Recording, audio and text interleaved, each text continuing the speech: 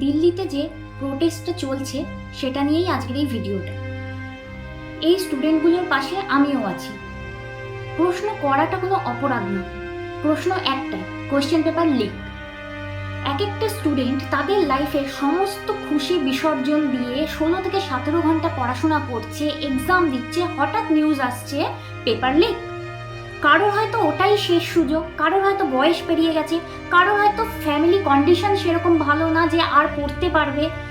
অনেক রকমের স্টুডেন্টদের অনেক চাপের মধ্য দিয়ে তারা যাচ্ছে, কিন্তু কিছু স্টুডেন্ট এর মধ্যেও আছে লড়ে যাচ্ছে, আবার যারা লড়তে পারছে না তারা সুইসাইড করে নিচ্ছে। স্টুডেন্টরা তাই প্রশ্ন করছে, কিন্তু সরকার চুপ কেন? উত্তর দেওয়াটা সরকারের দায়িত্বের মধ্যে পড়ে না? বহু স্টুডেন্টসের ফিউচার নষ্ট হয়ে যাচ্ছে, কেউ কেউ হাল ছেড়ে দিচ্ছে। এগুলো হলো তো বড় বড় এক্সামের কথা। ছোট স্কুলগুলোর কথা বলছি।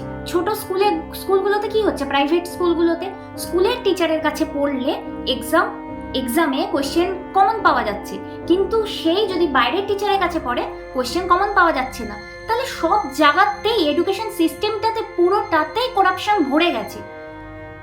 বড় এক্সাম থেকে শুরু করে ছোট স্কুল, বাচ্চাদের স্কুল, সমস্ত জায়গায় করাপশন। সরকার কি করছে? সরকার কি কোনো সমাধানের চেষ্টা করেছে? কোনো সমাধান তো এখনো অবধি দিতে পারছে না। এত যে প্রোটেস্ট হচ্ছে, কোনো সমাধানই সরকার দিতে পারছে না। সরকার আর কিছু করুক না করুক, একটা জিনিস খুব ভালো করছে, প্রশ্ন করলেই তুমি অ্যান্টি ন্যাশনাল। লক্ষ লক্ষ স্টুডেন্টদের ভবিষ্যৎ নষ্ট করে দিয়ে নেতা মন্ত্রীরা তাদের ছেলে মেয়েদের বাইরে পড়াশোনা করতে পাঠাচ্ছে। তার মানে তো এটাই বোঝা যায় যে দেশের ছেলেমেয়েরা মরছে, মরুক, তাদের ফিউচার নষ্ট হচ্ছে হোক, তাতে আমাদের কিছু যায় না, আসলেই হলো। আমাদের ছেলেমেয়েরা তো ভালো জায়গায় পড়ছে, কি তাই না?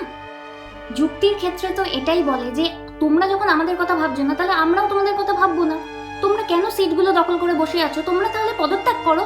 তোমরা তো এডুকেশন সিস্টেম চালানোর নামে তোমরা দুর্নীতি করছো। এডুকেশন সিস্টেম তো তোমাদের হাতে কেন আমরা দেব? তোমরা তো বাইরের এডুকেশন সিস্টেমে নিজেদের ছেলে মেয়েকে বাইরের এডুকেশন সিস্টেমে পড়াচ্ছ, কিন্তু নিজের দেশের এডুকেশন সিস্টেম বলো, নিজের দেশের ছেলে মেয়েদের কোনো, তাদের ফিউচার নিয়ে তোমাদের কোনো চিন্তাই নেই। তাহলে তোমরা সিটে বসে করছো কি? তোমাদের হাতে মিনিস্ট্রি কেন তুলে দেওয়া হচ্ছে? তোমরা পদত্যাগ করো।